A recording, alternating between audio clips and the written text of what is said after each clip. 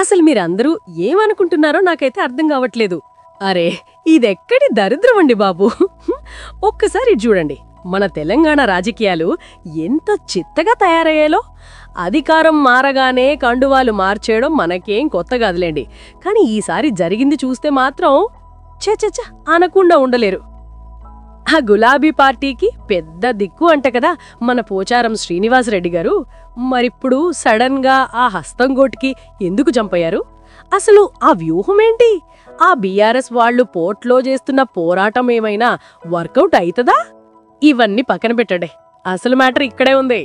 ఇన్నాళ్ళు అబ్బో నీతి నిజాయితీలకు మారు పేరు, అంత గొప్ప మచ్చలేని జీవితమని బిల్డప్ ఇచ్చిన మన పోచారం గారు ఇప్పుడు లాస్ట్కి ఫిరాయింపుదారుడు అనే స్టాంపు వేయించుకుంటారా? ఆయన్నే లోపల తొలుస్తున్నా ఆ అసలు నిజమేంటో తెలుసా? వినండి, మీకే ఫ్యూజులు ఎగిరిపోతాయి. రాజకీయాల్లో శాశ్వత మిత్రులు శత్రువులు ఉండరట. బొంగుల కొటేషన్లు. ఇక్కడ అసలు చిక్కుముడు ఎక్కడుందంటే ఆ రాజ్యాంగంలోని 10వ షెడ్యూల్. అదేనండి ఈ పార్టీ ఫిరాయింపుల నిరోధక చట్టం. అదొక పళ్ళు లేని పాములాంటిది. స్పీకర్ గారు దానిమీద కూర్చున్నంత కాలం ఒక పార్టీ గుర్తుమీద గెలిచి ఇంకో పార్టీలోకి దూకితే వాళ్లపై అనర్హత వేటు వేసే పవర్ మొత్తం ఆ స్పీకర్ గారి దయమీదే ఉంటుంది.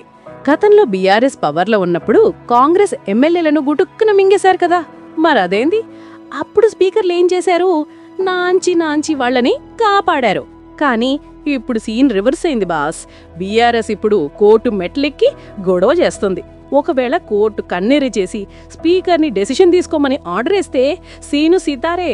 ఇక్కడ పెద్ద కామెడీ ఏంటంటే నిన్నటిదాకా ఆగే చట్టాన్ని కాపాడే స్పీకర్ కుర్చీలో కూర్చున్న పోచారం గారు ఈరోజు అదే చట్టం ముందు దోషిగా నిలబడాల్సి వస్తోంది. ఏం కర్మరా బాబు. చట్టం తన పని తాను చేసుకుపోతుందిలేండి. కానీ ఇక్కడ అసలే సమస్య ఆ చట్టాన్ని కాదు, మన పెద్ద మనిషి గారి ఇమేజ్ది. దశాబ్దాల రాజకీయ జీవితం అంట, ఎక్కడా అవినీతి మార్కలేదంట, అందరివాడు అనే పేరంట. అబ్బా అబ్బా, ఇప్పుడు ఆయన్ని పీల్చి పిప్పి చేస్తున్న విషయం ఒక్కటే, ఇన్నాళ్ళు ఒక నక్కలాగా చాకచక్యంగా కాపాడుకుంటూ వచ్చిన ఆ మచ్చలేని ఇమేజ్ ఎక్కడ మసైపోతుందో అని. పాపం పోచారం గారిప్పుడు తెగ మదన పడిపోతున్నారట. ఒక మాజీ స్పీకర్గా పార్టీ మారితే ఇవచ్చి లీగల్ తలనొప్పులు ఆయనకి తెలియవా ఏంటి? అసలు ఏం ఆలోచించి దూకారో? ఒకవేళ కోర్టు చెప్పిందని ఇప్పటి స్పీకర్ గడ్డం ప్రసాద్ కుమార్ గారు అనర్హత వేటు వేశారనుకోండి, పోచారం గారి రాజకీయ జీవితం చివర్లో అదొక చెరగని మచ్చలాగా మిగిలిపోతుంది. ఫిరాయింపుదారుడు అనే ముద్రతో ఇంటికి పోవడం ఆ సీనియర్ నేతకు అస్సలు ఇష్టం లేదు. అందుకే ఇప్పుడు ఆయన ముందు రెండు తొవ్వలున్నాయి. ఆయన పరిస్థితి ఇప్పుడు పునాదులు కదులుతున్న ఇంటి మీద నిలబడ్డట్టుంది. ఒకటి న్యాయ పోరాటం చేస్తూ అనర్హత వేటు పడే వరకు మొండిగా వెయిట్ చేయడం, లేదా త్యాగం చేసినట్టు బిల్డప్ ఇచ్చి గౌరవంగా ఎమ్మెల్యే పదవికి రాజీనామా చేసి ఉప ఎన్నికలకు వెళ్లడం.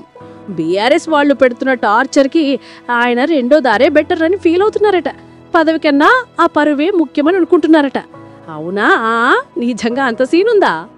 మొత్తానికి చూస్తే పోచారం పార్టీ జంపింగ్ కాంగ్రెస్కు బలాన్నిచ్చిందా లేక ఆయన సొంత పరువుకే ఎసరు పెట్టిందా అనేది టైం డిసైడ్ చేస్తుంది. ఓ పక్క కాంగ్రెస్ స్కెచ్లు, ఇంకో పక్క బీఆర్ఎస్ గోల.